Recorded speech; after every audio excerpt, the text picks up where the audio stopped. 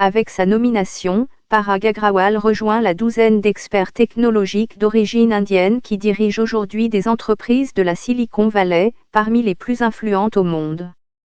Satya Nadella de Microsoft, Sundar Pichai d'Alphabet et les grands patrons d'IBM, Adobe, Palo Alto Networks, VMware et Vimeo sont tous d'origine indienne. Les citoyens d'origine indienne représentent environ 1% de la population américaine et 6% de la main-d'œuvre de la Silicon Valley, mais ils sont représentés de manière disproportionnée au sommet de la hiérarchie. Aucune autre nation au monde ne forme autant de citoyens de cette manière, de façon gladiatorienne, que l'Inde, déclare R. Gopalakrishnan, ancien PDG de Tata Sons et qu'auteur de The Made in India Manager. De l'acte de naissance à l'acte de décès, de l'admission à l'école à l'obtention d'un emploi, grandir en Inde prépare les citoyens à devenir des gestionnaires dès la naissance, ajoute-t-il. En d'autres termes, selon l'expert, c'est la concurrence et le chaos qui font d'eux des résolveurs de problèmes adaptatifs et, ajoute-t-il, qui leur font souvent donner la priorité aux professionnels sur le personnel. C'est, selon lui, un avantage dans la culture américaine surchargée de travail. Et ce sont les caractéristiques des meilleurs leaders partout dans le monde, affirme M. Gopalakrishnan. Les PDG de la Silicon Valley d'origine indienne font également partie d'un groupe minoritaire de 4 millions de personnes qui comptent parmi les plus riches et les plus éduqués des États-Unis. Environ 1 million d'entre eux sont des scientifiques et des ingénieurs.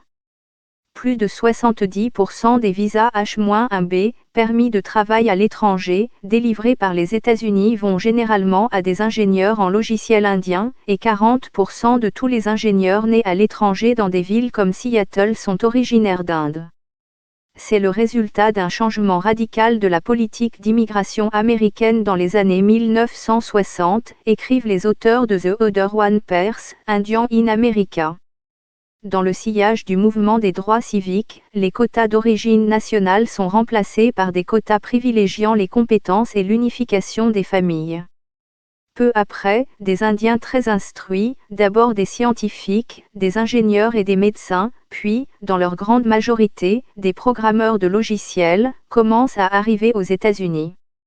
Cette cohorte d'immigrants indiens était différente de tout autre groupe d'immigrants de n'importe quelle autre nation, affirment les auteurs. Ils ont été triplement sélectionnés, non seulement ils faisaient partie des Indiens de la caste supérieure, des privilégiés qui pouvaient se permettre d'aller dans une université réputée, mais ils appartenaient également à une petite partie de ceux qui pouvaient s'offrir un master aux États-Unis.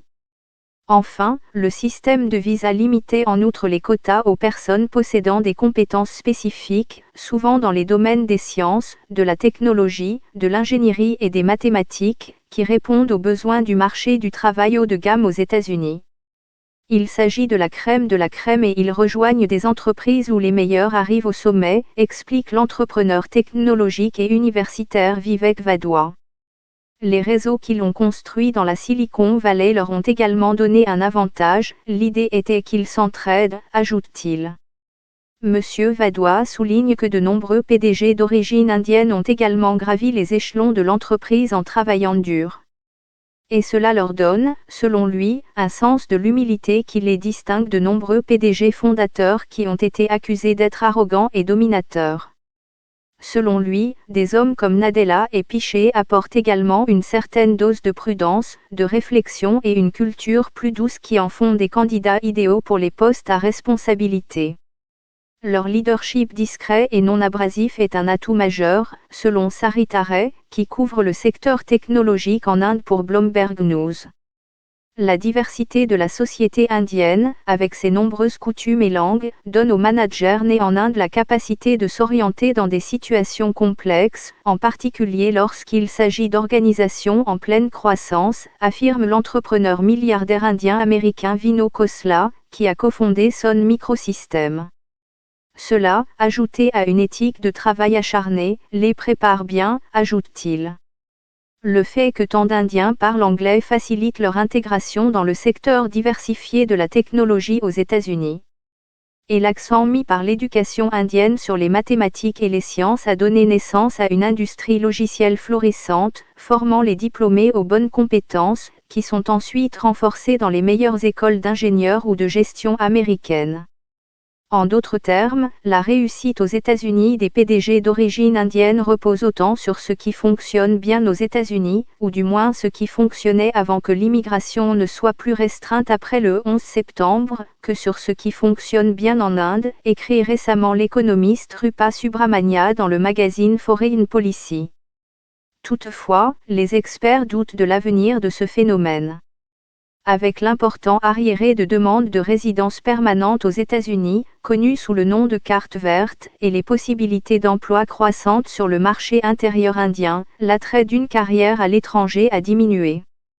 Le rêve américain n'est remplacé par le rêve de créer une start-up basée en Inde, expliquerait. L'apparition récente des licornes indiennes, des entreprises valant plus d'1 milliard de dollars, laisse penser que les grandes entreprises technologiques commencent à émerger dans le pays. Mais les analystes estiment qu'il est trop tôt pour prédire l'impact global qu'ils auront. L'écosystème des start-up en Inde est relativement jeune.